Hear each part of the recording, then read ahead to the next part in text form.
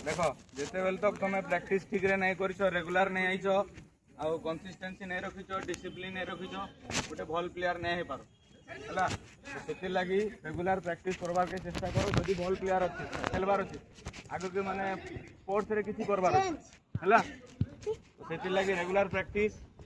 fast है आमर माने घर लोकर कथा सुनबार अच्छे है पाठ पढ़ारे ध्यान देवार अच्छे पाठ पढ़ा के आम केवे भी अवहेला करवा नहीं फास्ट आमर है पाठ तापर जाकि खेल है तो से अनुसार जेन टाइम रे जेनटा करवार अच्छे से करवार अच्छे है फास्ट पाठ तापर खेल केन टाइम रे केनटा करवार अच्छे स्कूल टाइम केते बेल अच्छे से अनुसार रेडी होगी जावा